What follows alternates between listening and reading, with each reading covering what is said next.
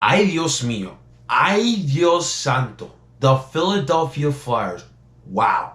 Somebody call the corner and send them down to Broad and Patterson because down at the Wells Fargo Center, the Philadelphia Flyers absolutely murdered the Buffalo Sabres. Guys, I'm in Parceo Philly, uniting all through sports and culture here in the beautiful city of Philadelphia. And today, guys, we are going to review the Flyers versus the Sabres that just happened tonight. And you don't want to miss this, guys, because this was a good night for some Flyers hockey. But let's get this started, guys. Let's get this. Yeah!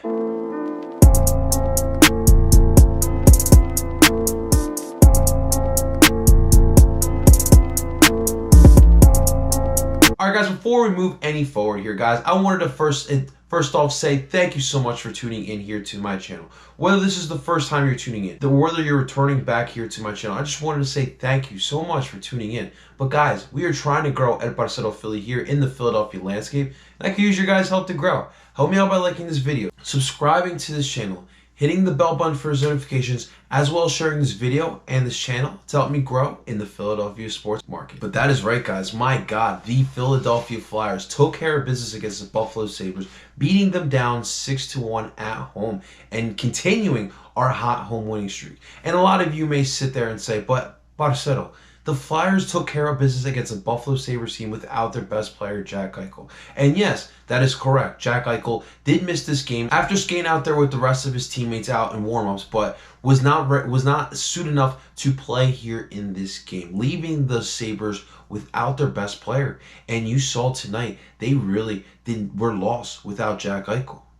And we took care of business. We absolutely dominated from the minute the puck dropped to the end of this game. This was in our hands, quite frankly. But let's talk about this game here, because this game started off quickly for our Flyers here. In the 6th minute, the goal scoring got started. The recently called Vorobyev would have a nice little saucer pass that would deflect off of Buffalo Sabres defender, which was quite frankly the story of the night for the Sabres. And it was a nice dump off assist from Philip Myers, and that would put the Philadelphia Flyers up 1-0. 2 minutes later, the Philadelphia Flyers would continue their business as Kevin Hayes was working it behind the net, and as he was coming around the net, he would have a nice dump off pass behind him, which would find JVR, and JVR would poke this into the net to give the Flyers a 2-0 lead near the end of the first period. And that goal was all Kevin Hayes there. You've seen countless times throughout this season Kevin Hayes working hard to get the goal or to get the assist. Kevin Hayes is the exact player this Flyers team needed this season. And then just right before this period and with 2:55 left, Kevin Hayes again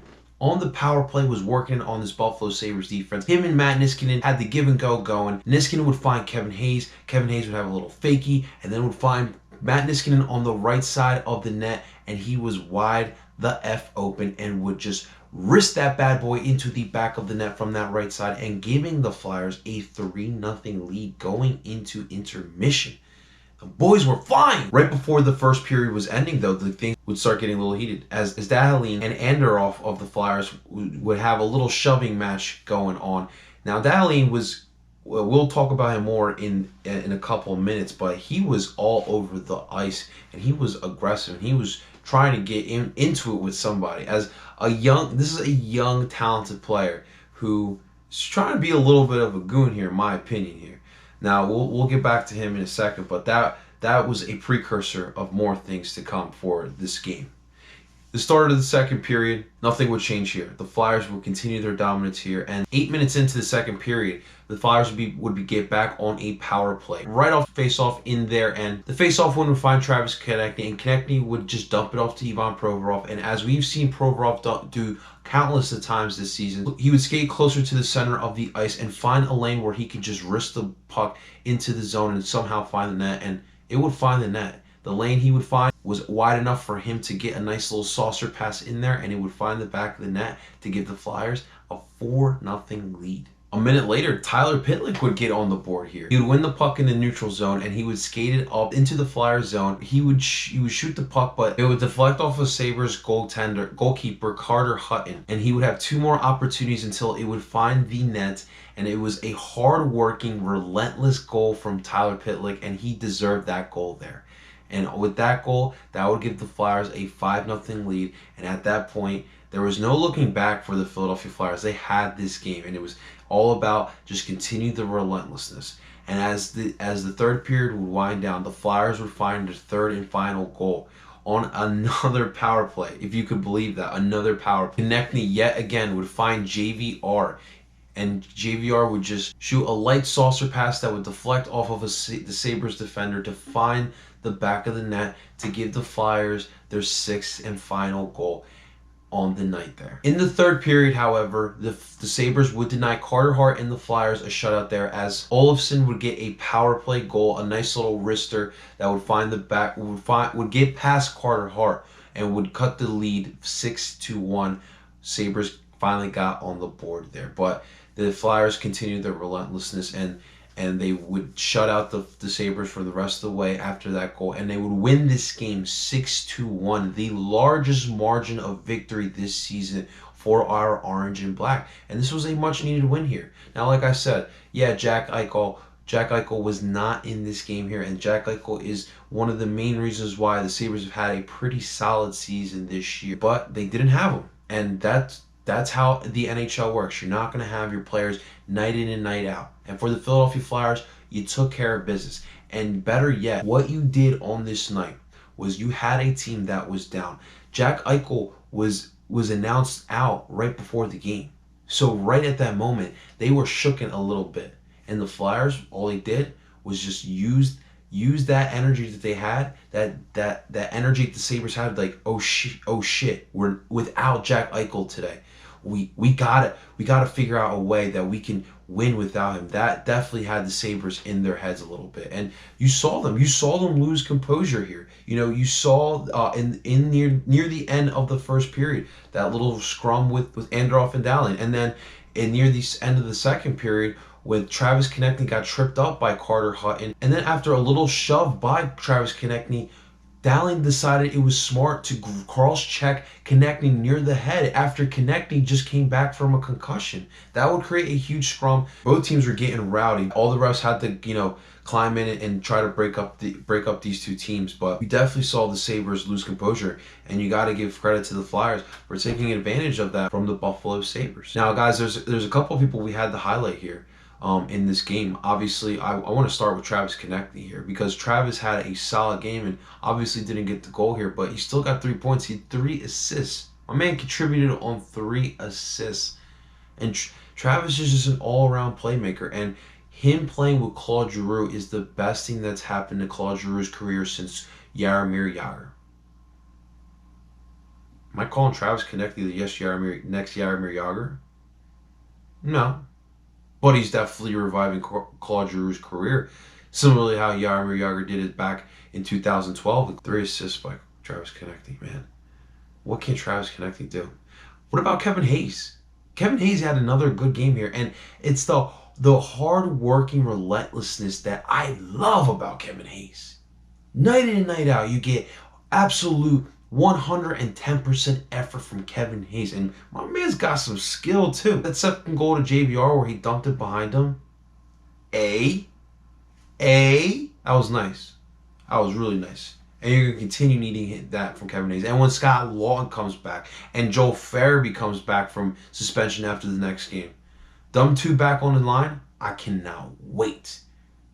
We're going to have the KFC line back. We're going to have the Laughton, Hayes, and Farabee line back again. Things are just getting better with this Flyers team. How about Carter Hart? Didn't have much work to do in this night.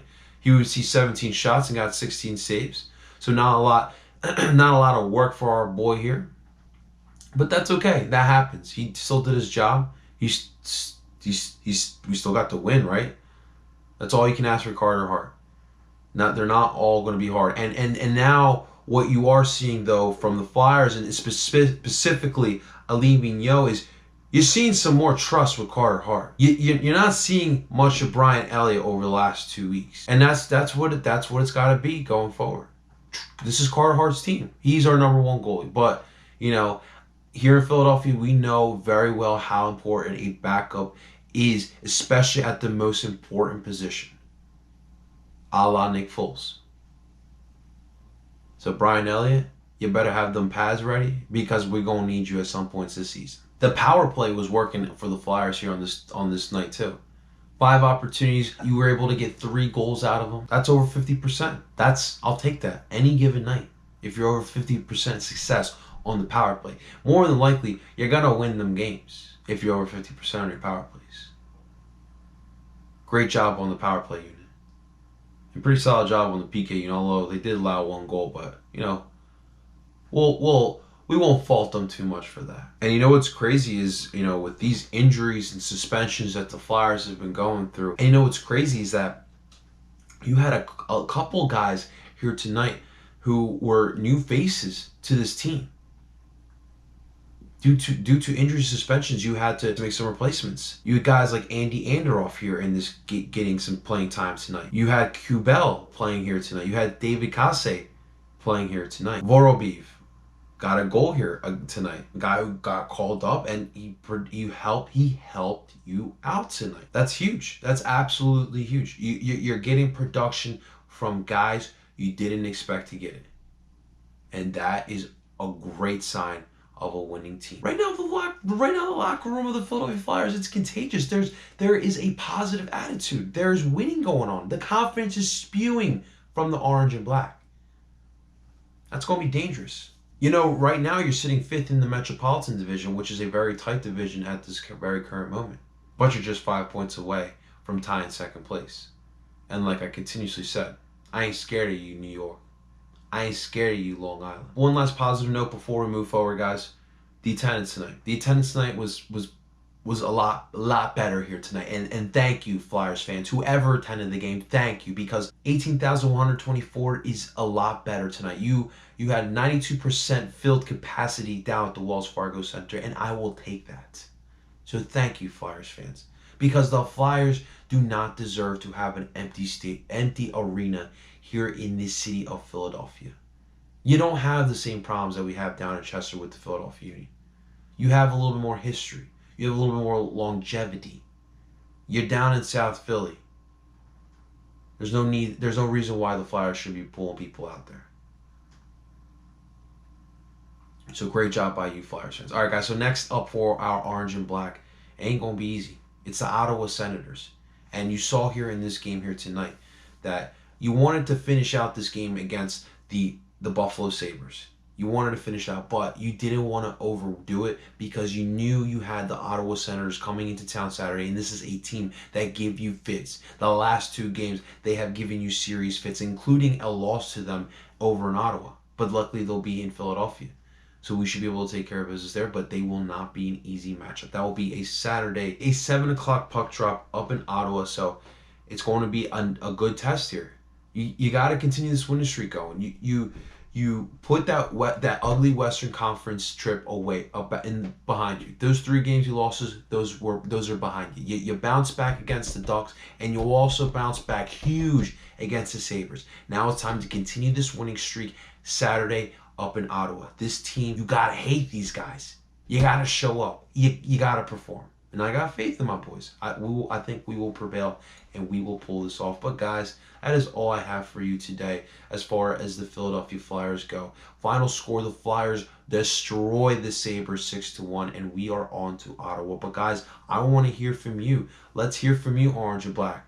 In the comments below, let me know how you feel about this game against the Buffalo Sabres. Whatever your feelings were here against the Sabres, let me know in the comments below, and how you feeling going into the game against the Ottawa Senators. Let me know in the comments below. But guys, thank you so much for tuning in. I really appreciate it here. And if you are a fan of what you saw today and you want to see Parceo Philly here grow in the Philly sports landscape, please help me out here. Help me out by liking this video, subscribing to this channel, hitting the bell button for notifications, as well as sharing this video and this channel. And of course, if you want to follow me on other platforms of social media, you can absolutely do that. Find me on Twitter at Parceo Philly, and you can also find me on Instagram at L_Parceo_Philly. And until next time, guys, I'm Parceo Philly, telling you guys that it is fly or die, mother.